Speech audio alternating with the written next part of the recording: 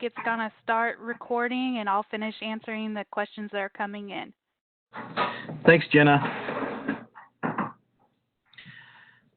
Well, good afternoon, everybody. My name's Kurt Lanzone. I'm a natural resources educator in Parke County, and we're going to try something a little bit different. We're going to do some web-based programming for you guys. We're going to cover getting started with your garden, and it's part of a webinar series that we're going to do every Thursday at 1 o'clock here through the month of April. This part one, we're excited to bring to you as we see the change, in our yards and our gardens around the areas. We see stuff starting to green up, and it's a good time to think about starting a garden if you don't have one and doing some planning. And that's what this is centered around, is helping you guys get on the right track, picking what size garden, what your needs are, helping you guys write down some goals and just develop what you need to have in order to get this ball rolling with having your own garden. With some of the things that's going on today in the world and the national climate, we've seen a influx of requests to do a program like this. That way we can help augment our food supplies at our families' homes, add a little bit extra flavor that's naturally grown at our houses if we want. There's a lot of different reasons, but we'll get through some of those today. Like I said, I'm Kurt Lanzone, and this is the group that I'm with. We are the Area 5 Ag and Natural Resources Educators. So if you see your county there, you can jot down your educator's email address. A little bit about Area 5. What we are is a group of counties here in West Central Indiana. Purdue Extension groups us together to help us build upon one another, help us increase programming that we're not only bringing to our counties, but our neighboring counties. Each one of us has different niches where we're experts in, and it really helps develop good local programs. Educators like you see here to bring things to you guys locally. Like I said, if you want to, you can just jot down their email address. Even though our offices may have the doors closed right now, we are still working. We are still monitoring our phones, monitoring our emails, doing programs like this, trying to be as active as we can to help get the word out for programming and things that help affect our communities. So, like I said, just jot down an email address. If not, everything's on Purdue Extension's webpage for contact phone numbers. You can call our offices and leave a voicemail, and we'll get those as well. We decided in a meeting with our group that we were going to do something that helped foster or increase, gardening presence in our communities.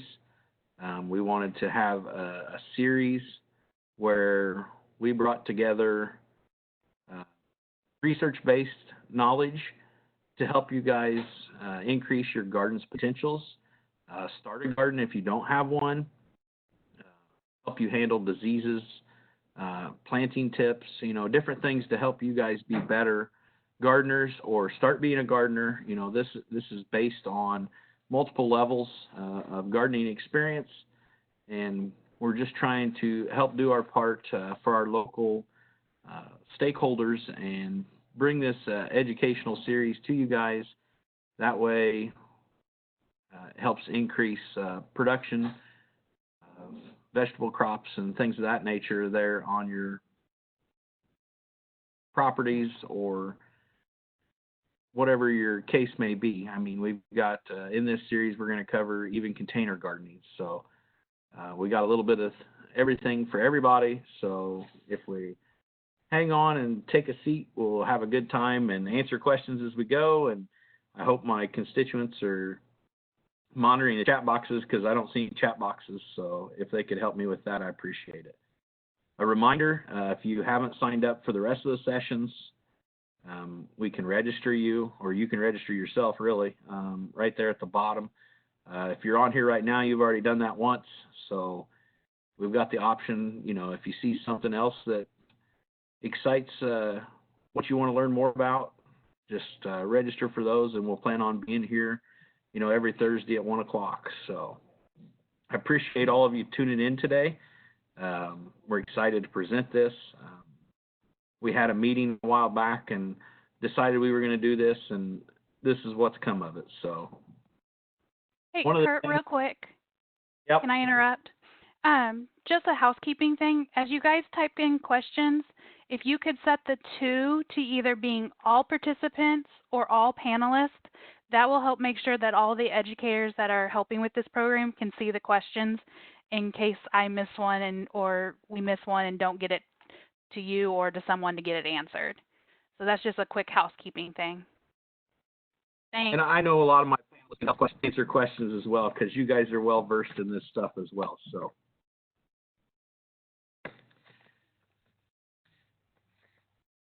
So we'll get back to planning my gardening space is what we're talking about today. A lot of that starts with what our goals are.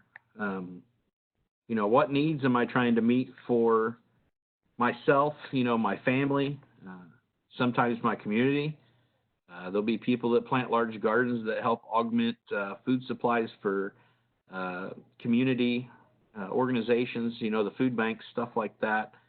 Am I doing it to help add additional exercise to my lifestyle? Am I trying to make my property more beautiful? Do I get certain aesthetics from it? Am I trying to supplement my food here at my house, or help supplement other organizations' food supplies, or my extended families? Or am I doing food production on a smaller scale for my family, where I'm trying to replace going to the market so much, or doing larger food production to help the food pantries or my church or my kids' friends at school? There's a lot of different goals that we got to talk about, and that helps you decide, what size garden you're going to do. They said, what needs are we trying to meet? Just that'll dictate a lot of what size we're going to have of a garden. Am I just doing the family size, or am I just trying to add a little bit extra color to my yard while gaining some food production? Am I adding fresh flavors to my diet? Is that one of the goals? We talk a lot about why plan. If we sit and write some goals down and we make a plan, like going through what we're doing now, it helps me decide, what size and how much seed I'm going to need, how much start plants, garden twine, stakes. There's a lot of things that certain crops require that certain crops don't. And that's one of the things that we're trying to set aside, on a piece of paper. That way we have a plan for what we're going to do. Another big decision is, how much am I going to plant? Do I need to plant enough to feed just me and my family? Is it just me and my wife that I'm feeding? Is it me and my wife and, a couple kids? Am I going to help supply fresh produce to other family members or larger groups, just like we talked about a while ago? I'm going to use quite a few of have already been written through my presentation, and there's a good place at the end that I've got where we got the link to where you can get those on your own. And Purdue Extension has a lot of information on the Ed Store that's free to download. All the publications that I reference in this presentation are free for download, so all you got to do is go to the Ed Store, and I'll get that link up here later. And you can just do a search if you're wanting to do specific tomatoes or potatoes or green beans or whatever, and you can look that up there. Good resource to have. We're going to cover basically three sizes of gardens with this presentation. We're going to cover the larger gardens, larger than 100 square feet, and then the smaller compact gardens that would be under that size. And then we're also going to cover container gardens. Larger gardens, that's the ones that are going to be focused towards larger food production for larger families wanting to share crops. Small compact gardens, those can service smaller families. sharing some produce with others, and then the container gardens can feed, several people based on what you size the containers for and how many you have. And we'll go through some of that stuff. Large gardens. There's a lot of different things that we go through when we're selecting a location. Based on the size of the garden, a lot of it depends how much property you have available. I've seen some large gardens that are up to an acre in size. When they get over an acre, they become quite cumbersome to take care of, just because of the amount of plant and weeds presence that you have to take care of. One of the things we look for when we're selecting a spot for a large garden is we got to make sure we have at least 6 hours of direct sunlight available to the garden. Now, it doesn't have to be 6 hours of direct sunlight all at once. So if you got a tree area on the east side of the garden where it's not going to get sunlight in the morning, but yet it's going to get some in the afternoon, that's okay too. Or the house shades it. Just as long as we get a minimum of 6 hours of direct sunlight, it's going to help things grow to their potential. One of the big things that we talk about, soil type and fertility. We'll get into that here in a minute. When we select a place, we want to make sure it's well drained. And when we talk about well drained, we don't want to put it, in the depression, back in the backyard where you see water standing all the time anyway. That's to judge, some of the drainage on your property there by your house is whether or not, you have a problem with water standing there. We want the garden area to be fairly flat. If we have an area that's not fairly flat and somebody plants it on a hill slope, the seeds, some of the smaller seeds can get displaced if we have a rain or a storm like what we did last night. There is some people that have planted some lettuce already and some radishes and, smaller seeded things that do fairly well in the spring early. And if you were on a hill slope last night, you had the potential for some erosion to occur and those to be displaced out of their seed row. And I have seen that happen before because of people planting on too much of a hill slope, and the erosion just transplanting the seeds for you, and that ends up being a pretty big mess for a property owner and a gardener. We want to make sure that we're not planting the garden on a real sandy soil. Sandy soils don't hold a lot of moisture, so they require a lot of excessive watering. Sometimes that can be difficult to deal with. The other thing with the sandy soils, they don't hold a lot of fertility. They have lower CEC counts, and the material fertilizers and stuff will go right through. Whether they're organic or inorganic fertilizers, they're just not going to stay there because there's nothing for them to bind to. We also don't want to put it in a very heavy clay soil. And there's a couple reasons with that. Heavy clay soils have a tendency to be not well drained. They tend to hold water. They also tend to be slower to warm up in the spring because of their ability to retain moisture. The other thing is it's hard to work by hand. If you're going to do a lot of this gardening work by hand with the manipulating the weeds and taking care of those, which will be covered in another segment, they're hard to work with heavier soils, hard to move, hard to displace, harder to keep an eye on. This garden plot right here, this is mine, and it's not on my property. It's just down the road from my house. As you can see, we've got some sweet corn coming up there, and it's a fairly heavy clay soil. It is very difficult to work, and that's one thing that you want to watch on your garden as we talk a little bit later about having it tilled or having it worked. If you have a heavier clay soil, the timing for working the ground can be a little bit cumbersome as well too, because if you don't have a large tiller and you have to have somebody come do it, your days might be limited on when they can come and work it. Heavier clay soils, you work them while they're wet, you're going to have clumps that develop.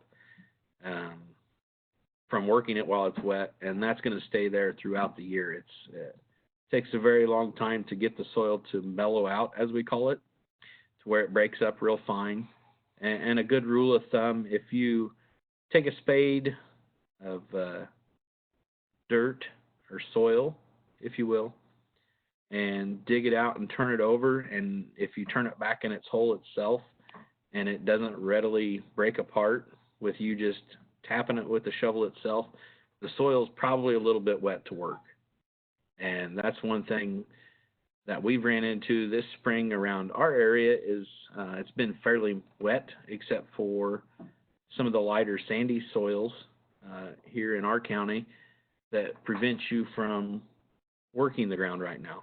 There's not been a whole lot of gardening that has taken place here locally just because of the fact that the soils have been fairly saturated and haven't tended very well to turning or manipulation for spring plantings.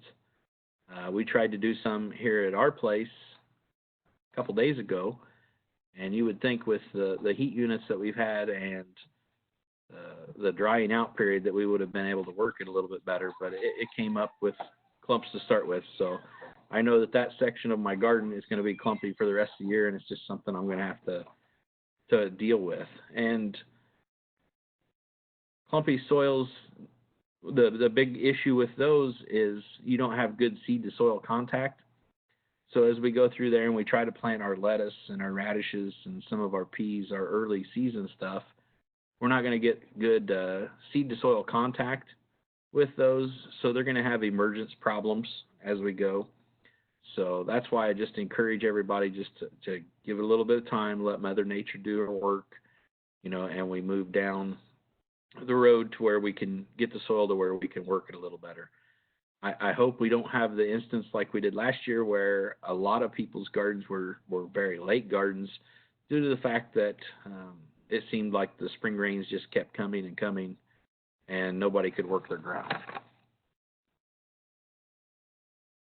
One reminder I want to make sure everybody knows about before we do any kind of digging whatsoever, if we're planning a new garden space, is to call the free utility service of 811 in Indiana. If we have people from other states on here, I'm sure that you have a similar number. I know in Illinois, they call it Julie. So if you have some place that you're going to do any kind of below ground digging, deeper than a shovel, you need to make sure that we call 811 for utility service location. Garden spaces as well. A lot of houses have underground electrical lines, telephone lines, gas lines, water lines, a lot of things that could be taken into account under the soil surface, and we just need to know where those are because that helps us plan where we're going to be placing the garden itself, because hopefully it's a garden spot that we're going to have for years to come. Jenna, I seen a question pop up, but I couldn't read it. It disappeared too quick. Yep, the question is, for the clay soil, could you add potting soil to the area you're putting seeds? There's some different soil amendments that we can do.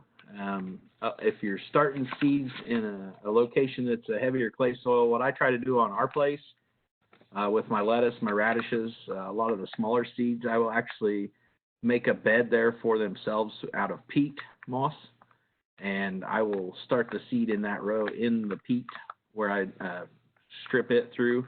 That way I get better emergence there. So I guess I should have mentioned that, even though I've got a problem right now with some pretty good clumps of soil where my early spring stuff is.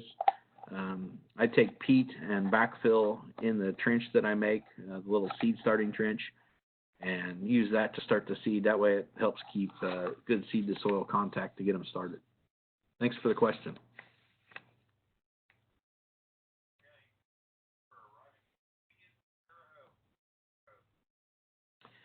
One of the things that we're going to do when we select a site for soil testing, or for our garden, we're going to soil test it. If it's a new garden, I really encourage this. That way we get a baseline of what we need soil-wise, soil amendment-wise. Also, if you have a garden that you've been gardening in for several years, it's a good idea to do that. That way you can keep maintaining your fertility. It's a key part to what we do in the gardening, is making sure we have ample fertility. That way we get good production out of our investment of our gardening plants and seeds that we've invested in, and our time. We need to get that baseline of soil pH and fertility. That way we know where to begin from. And I've got an example of what it looks like, what we need to do here in the next slide. One thing that we do when we go to sample it, for garden areas, we're going to try to sample 6 to 8 inches deep. If we have a large garden like what we're talking about right now, we're going to sample multiple locations. We're going to remove the debris from those and combine them and get them mixed up real good, and then we're going to let it dry out, and then we're going to put it into a 1 pint size container to send out to the lab. And there's several lab locations available. I didn't put everybody's lab location because with us being pretty well spaced out with our districts or our group, just contact your ag and natural resources educator, and they will give you the closest place to you to send it off. Usually they can get the samples turned around pretty quick. I don't know with the stuff going on right now if they're still running full tilt. I know it is an essential business, so it is being manned and staffed right now. The biggest thing to worry about is getting it started. That way you know where to go, because we still got a little bit of time to where we really get going gardening. I've seen another question popped up, but it disappears before I get a chance to read it, Jenna. Yep. The question is, are the tests free, or do they test for lead, and do they test for lead too? The tests are not free. Each lab has a different fee based on what test you select. I don't know if lead is a common thing that they're going to test for. I think it can be requested.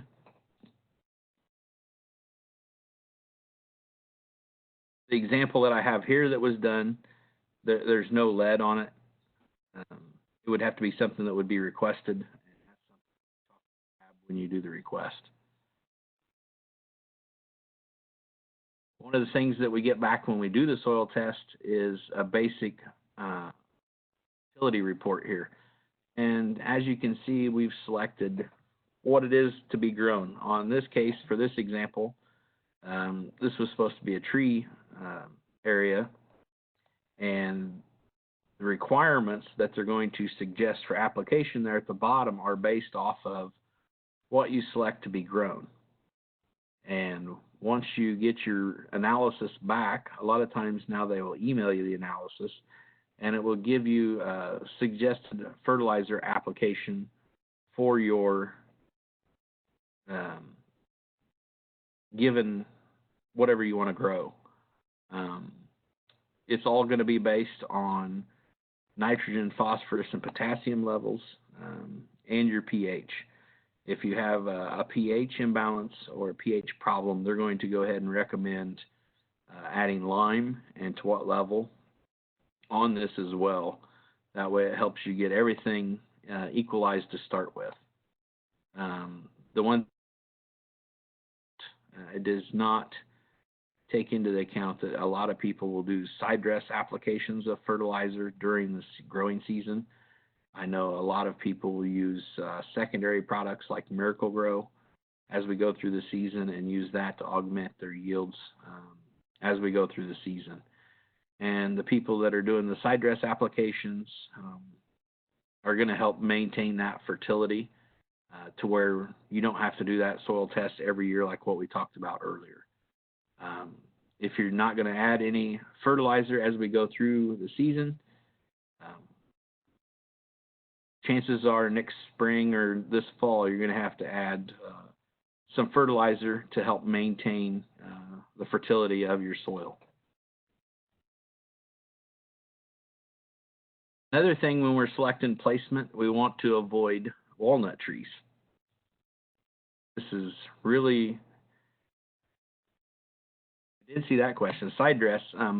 Side dress would be like what I was talking about with the Miracle Grow and going through and can watering along the side, or there's for larger gardens, there's a nice tool that you can put some fertilizer in a hopper and put a set disc in there, and it will distribute fertilizer down along the side of the row of the plant as you go through there. If you see on a larger scale in row crop production, side dressing, after the corn is about knee high, you'll see them go through there with an applicator with a tank, and that's when they're putting side dress nitrogen on right then. And basically in your garden you're doing about the same thing. You're adding extra nutrients later in the growing cycle of the plant. With walnut tree toxicity, we don't want it. We want to make sure we avoid planting under those. There are a lot of our garden plants that are very sensitive to being underneath the walnut tree toxicity. The jugalone that's in the black walnut trees, it's in every piece of material that's in the walnut tree. It's in the leaves, it's in the wood, it's in the roots, and it's all released through the soil. One of the big things we can do is avoid planting in those areas. Some of the plants that are really sensitive to it, I know a very common plant in gardens is tomatoes, and they are very sensitive, and it will not allow that plant to have any growth hardly whatsoever. I've seen that in many cases that I've been called out on calls to look at, and first thing you see, one end of the garden's doing really good, and you look at the other end of the garden, it's very stunted and small, and you look and there's a walnut tree. So I mean, it's a pretty good idea to avoid walnut trees for your garden. There's some plants that it doesn't affect as bad. I know a lot of sweet corn it doesn't affect. Some of the beans, they're just not as affected by it. So if you do have a walnut nearby where you're going to put your garden spot, that's where I would put those plants. But if you can avoid it altogether, I would do that as well. One of the things we need to do is just make a blueprint of our garden and what we want to plant, where we want to plant it. We want to make sure we plant in groups.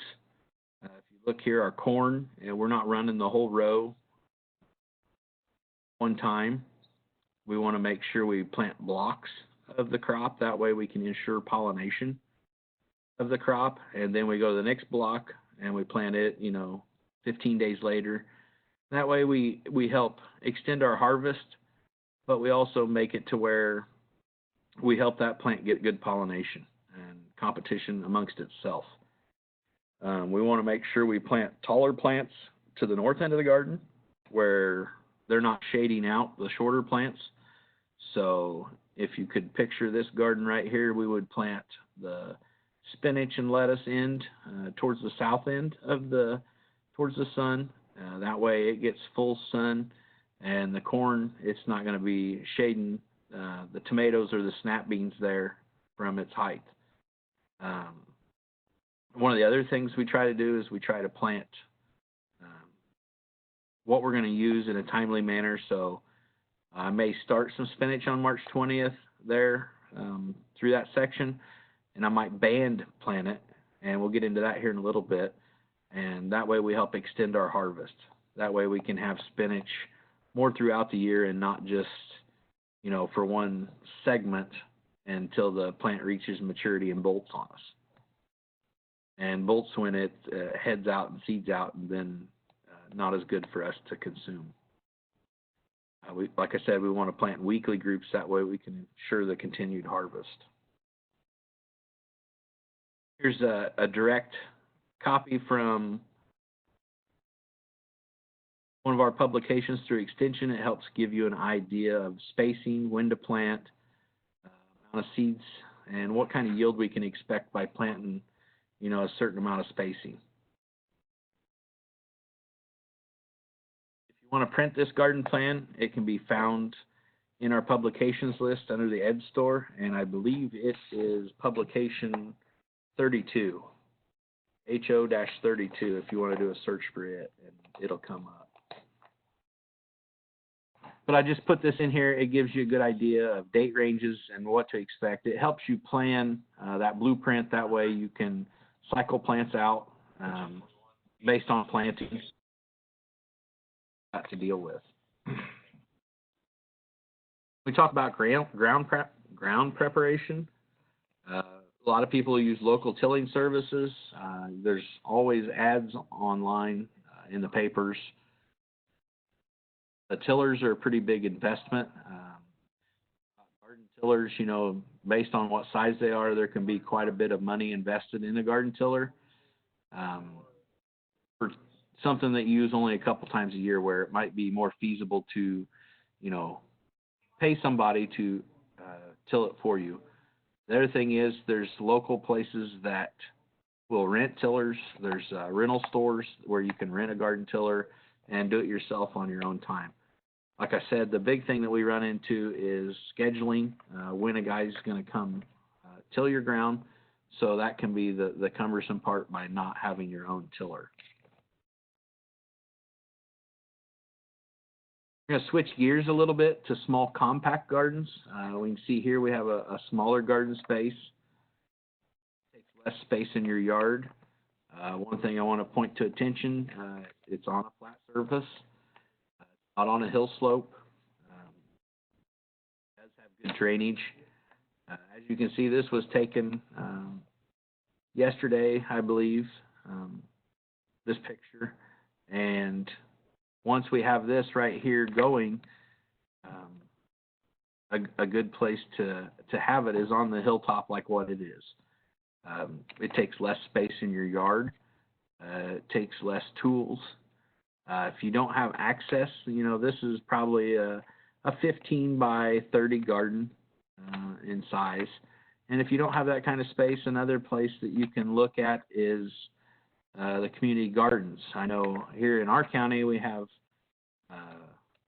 Rockville Rotary that sponsors a community garden where you can rent a space to go and plant vegetables and stuff there for your family to consume. And once you rent that plot, it's yours to take care of for the year. They do provide the working of the ground for you to plant your stuff. So that's one thing that's a plus. You don't have to rent a tiller to take care of that. I know a lot of our surrounding counties have community gardens as well that work on the same kind of basis.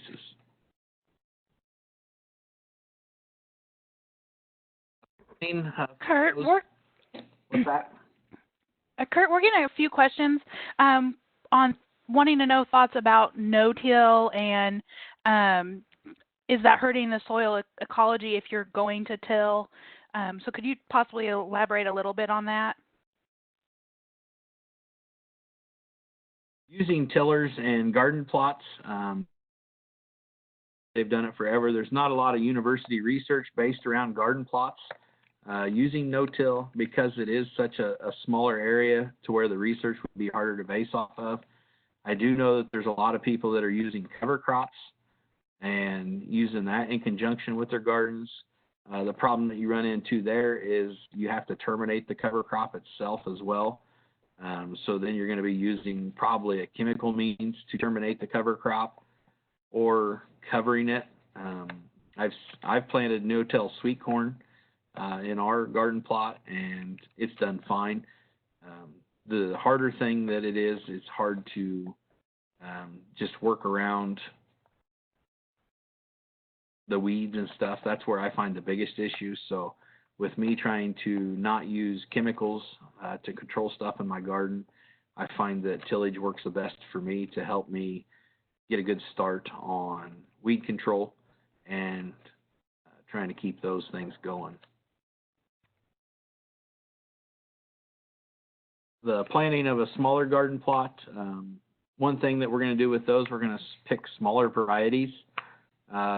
If you look in a seed catalog online or the ones that they mail to you, there is dwarf varieties of a lot of vegetables now where they are made for smaller garden plots. Another key that we try to use is vertical growing techniques, where in a larger garden plot we might plant a lot of bush green beans, where in a smaller sized garden plot we might plant pole beans, where they're going to grow up a trellis or a stringed article that we make with stakes and strings. That way, you know, we have those to use. A good place to get some more information on that is HO 32, and it's going to have more information on planting these smaller garden plots. A lot of reasons why we do this: save space, of course, and ways that we can help do that. We're going to do some interplanting, where we're going to combine some plants together next to each other in closer terms, because we're going to be able to control the weeds better anyway by having this smaller setup for gardening. We might try doing some intercropping with the plants. We're going to do for sure succession planting. So as we have, you know, my spinach run its course, I'm going to come back and seed behind it something else. It might be green beans, more spinach. It's a pretty good crop that you can grow year round, as long as we mulch it. That's one thing that we the time that some of these cooler weather plants grow is we can mulch them heavily. That way we help keep the soil cool around them. Band planting, that's go back to that slide that I showed earlier with the large blueprint. Instead of planting, you know, a long row, say this garden that we're talking about, the small garden, is only 20 foot, and we're going to plant maybe 10 foot of radishes, but we're going to plant 3 rows right next to each other in close, where we may only have like 6 inches between each row. And that's what band planting is. Instead of planting, you know, one long row, we're going to plant 3 rows there together in that same place, so to say. And we're going to then succession planting for that for a later date. Band planting goes along with the short row planting. And then, of course, we're going to do the vertical training when we plant the pole beans, like I said, where we select those instead of having bush beans. And there's several other varieties that are vertical training. I mean, we can train our cucumbers. A lot of people will train tomato plants in high cages versus letting them grow horizontally out on the ground to help save space in their garden. Switch gears a little bit. Container gardening. You can use about any size container you want. Got a slide here in a second that's going to talk about required sizing based on plants. When we make our container, it can be, you know, a pot like we see here on somebody's doorstep that's got a little bit of leafy greens for us to add to our diet, or it can be where we're constructing a raised bed like what we see in this person's backyard. One thing we have to make sure is we have we have good drainage in the container. If you guys look on the internet, there is all kinds of shapes and sizes of container gardening. There's pyramid setups. There's just about any design you could ever think of to use, and you can do it on your own. One thing that we've done in the past, we've made container gardening out of old pallets, where you take the pallet and make a place to plant flowers in, or we plant a lot of herbs in our pallet that we have. And it's there close to the back door, and that way it's there readily available to use for our needs. Like I say, any size or shape, whatever, your imagination is limitless in it. We can treat a lot of the container gardening like our small compact planting. We got to make sure that we're picking dwarf varieties for these, and we can also make sure we pick vertical growing varieties. I know that I've seen a lot of vertical growing of cucumbers and tomatoes and stuff out of containers that are placed, on people's back decks. And that's a really good use for that. It's easy, readily accessible, and you're augmenting your food supply in your house, and you're adding local flavor from your own place, from your own hand. And there's a great deal of use for that by just adding a little bit of color to your back deck. Here's the suggested container sizes, and if one of my colleagues wants to load up the link that has the container gardening, there you go. There's Bob right there adding it. I know he's done a lot of work in container gardening, so it's not really as big a pots as you would think to add for these container sizes, to where you can grow some plants on your own and help augment your food supply. Like I say, there's pretty big difference in the diameter of the pot that we're growing for a large tomato plant versus one of the dwarf variety tomato plants. And as we're selecting seeds, we just need to make sure that we look at what size we're getting for the plant. Talk about growing media real quick. This is from that Hort 200. Just a little recipe there for you to mix on your own. You can buy pre-mixed mixes, growing media. You can see here we have both a soil-based one and a soilless one mix for your own use. You'll notice that both of them have fertilizer used in it, but one has a little bit more fertilizer because it can't use the soil there for the fertilizer itself. Raised beds, take a look here. This is my mother-in-law's raised bed from her house. It was one thing that was built for her to help her get around and get some local fresh produce out of her own backyard. That way she could go back and get stuff. She's got vertical growing apparatus there that she's bought and strung up to help train the peas, I think is what she started on there early, and pick those, and then she can, once the peas are done, you can replace it with pole beans and plant those. Anytime you're doing a area that doesn't have great soil, a raised bed is a very good option, and that way you can take care of not having the best drainage in the world, or if you have a heavy clay, you can use that itself. You want to pick, like I said earlier, and each time we go, we want to pick the vegetables that are sized for whatever our project is. We're going to use a lot of dwarf varieties in these, and we're going to do a lot of vertical growing in these beds.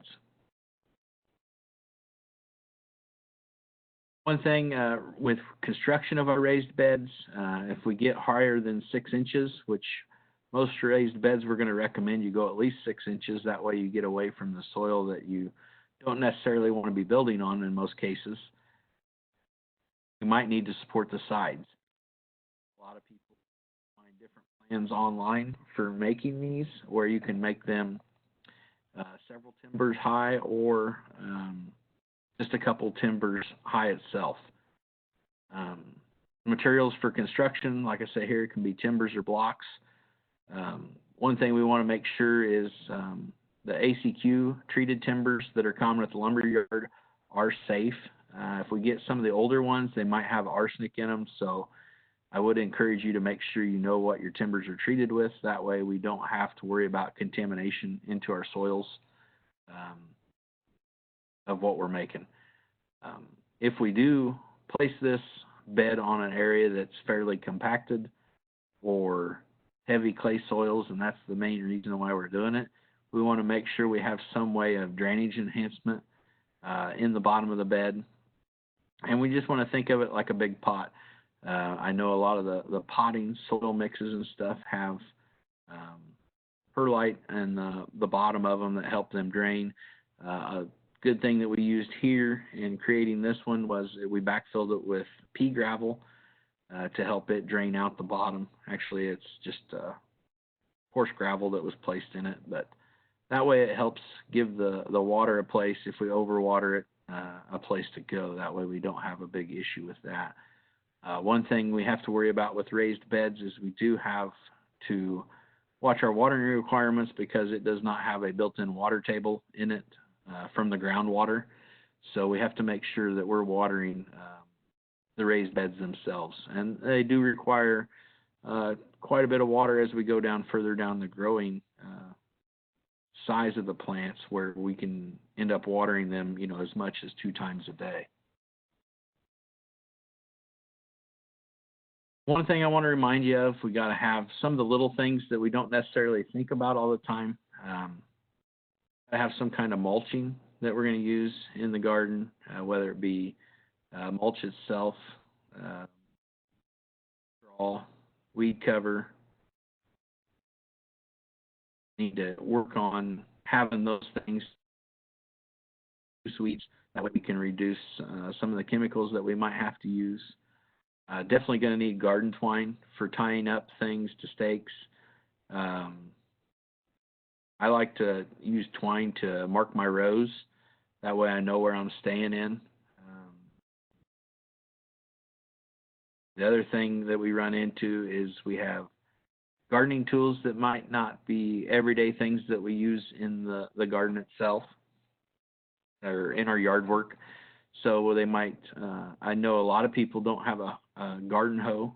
That's a pretty common thing that is required for the garden, but if you're just a property owner just doing normal landscaping stuff, it might not be a tool that you have to have.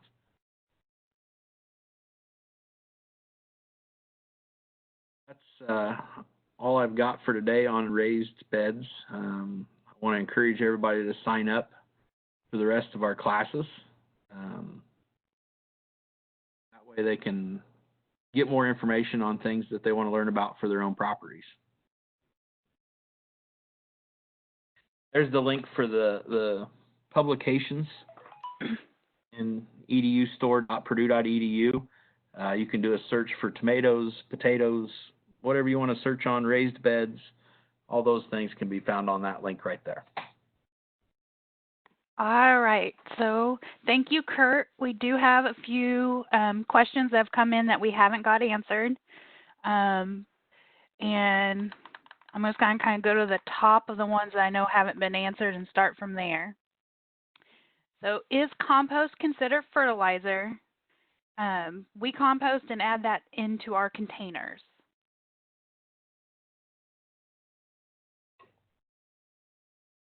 Compost does have fertilizer in it. It does have nutrients. That's why we use it to break down. The thing that's hard to judge on it is what the actual fertilizer value is of it, because we're not testing it to know, what the componentry is of the fertilizer. Okay. One person said, do you have any publications about three sisters interplanting, or is that not a suggested method? I will mention that I added a publication. It's out of Virginia that deals with intercropping a little bit, but do you have anything else you'd like to add about the three sisters method? Purdue doesn't have any resources available on that. I know there's a lot of other extension agencies through the public education system that do have information on that, and I would just do a search on that to get information. Okay.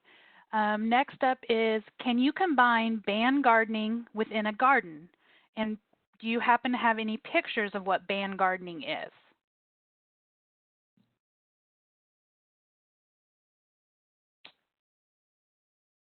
You cut out when you were reading, Jenna. Oh, sorry. Can you combine band gardening within a garden? And can you show any pictures of band gardening? I don't have any loaded up on my computer right now. if get her contact information if you would, and I can send her some. Okay, I have that one, so I know we Okay. can do that. The next one is I have 2 4x6 raised beds and an old book on postage stamp gardening. Are those strategies considered solid still? I am not familiar with postage stamp gardening, I guess. So I will chime in a little bit because I was trying to look that one up while we were presenting.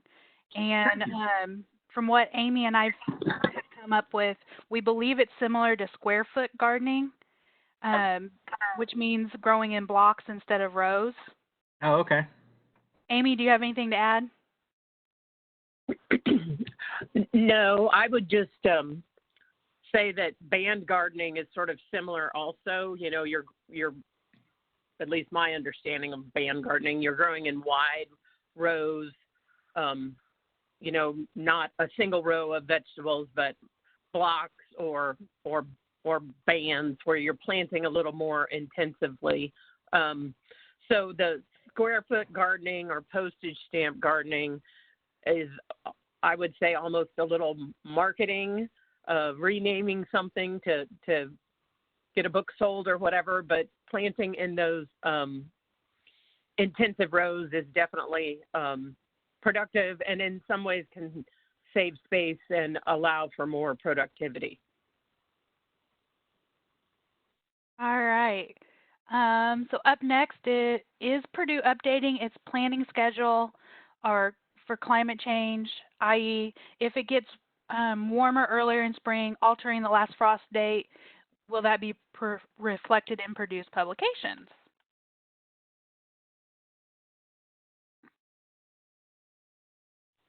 So this is Amy. Yep, Amy go right again. ahead. I don't mind speaking to this. So that data is collected over the very long term. And I would agree that our climate is definitely shifting, and it would seem like it would be time for an update. That update would probably originate with the state climate office and then move into Purdue publications. So I don't think any of us have a good timeline of when that update might occur. And what I've read in some of Purdue's climate change publications is more of an extension of the growing season into the fall, which allows you potentially to have, you know, more productivity out of your garden. Fall vegetable gardens can be great because often there's less pest pressure as well. So long-winded answer to your question. I assume they will be updated. We don't have a timeline for that. All right. So we have 2 questions that are very similar, and they are, I'm just going to kind of combine them, but can you add walnut leaves to your compost pile, and essentially does juglone break down during compost? Jenna, this is Bob Bruner here. Yes, you can add walnut leaves to your compost. You'll probably want to wait a short amount of time, but the leaves generally don't have a high concentration of juglone. As for wood chips or soil where a walnut has been planted, if you add wood chips, you want to wait at least 2 to 4 weeks before attempting to use that compost. And if you're looking at soil, you're looking at a period of months before you want to take that into consideration for use. Awesome. Next is a question about garden seeds. So what is the life expectancy of garden seeds? The state of Indiana tests seeds to where they're on a 9-month. Once it's labeled, it's good for 9 months, and that's what they're supposed to quote unquote guarantee, because those seeds were tested through the seed office. If you buy seeds that were from last year on clearance, or say you buy some this year and save them to next year, will they germinate? Probably. Are they going to be as good a germination rate as what a new seed was? Probably not.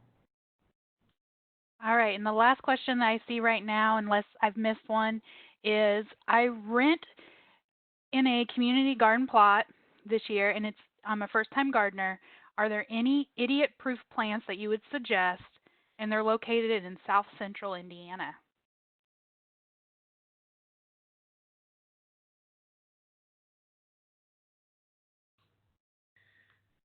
Is Sadie on? She's probably the closest to South Central Indiana. We'll let her take it. If I can hit the right button on my phone, sorry. So idiot-proof plants, I would look for plants that have a relatively short germination time. I would look for plants that you could start with transplants. That you can even skip that germination question then. Things like, let's see, tomatillo has relatively few pests. You can grow cabbage and Brussels sprouts and broccoli and those kind of things using a row cover that will prevent pest problems. And I can punch in a link to row covers here in a second. But those are easy to grow. The biggest problem is we have a couple moths / butterflies that eat on those, and if you cover them with a row cover, you prevent that problem, and they don't need to be pollinated. So those are good choices. Okra, you may hate it, but it's relatively easy to grow. It has very few pests, either insects or disease. And as far as, I didn't catch the South Central Indiana part. Was that a location to buy? No, that's where their garden is. Okay.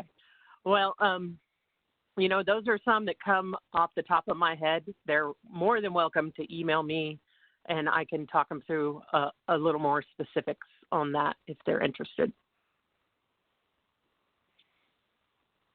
All right. So we've had another question come in. I just got to move it so I can see the whole thing because it's kind of covered up. So give me a second. Is it beneficial to add Epsom salts to the hole when planting tomatoes?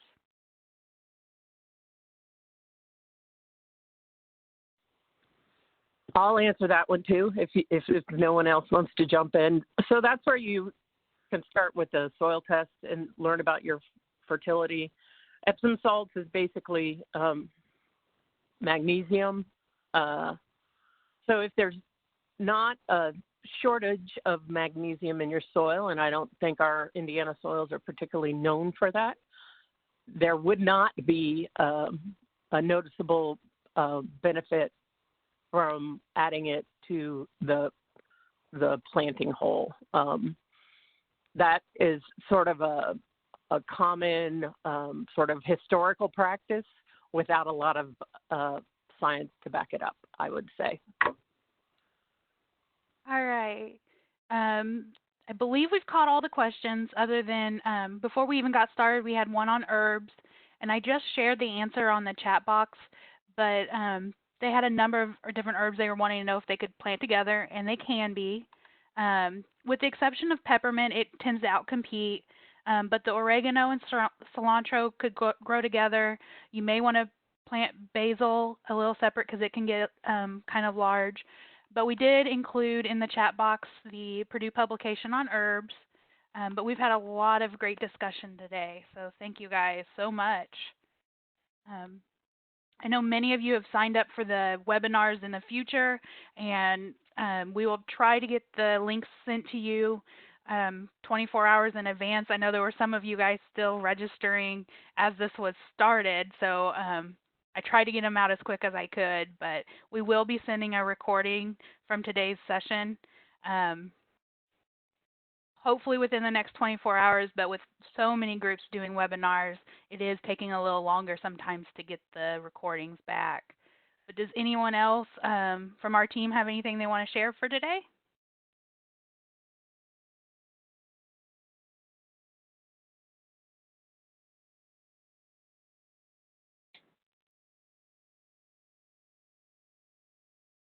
All right, well, with that, I guess we'll wrap up today's session. Thank you guys all for joining us.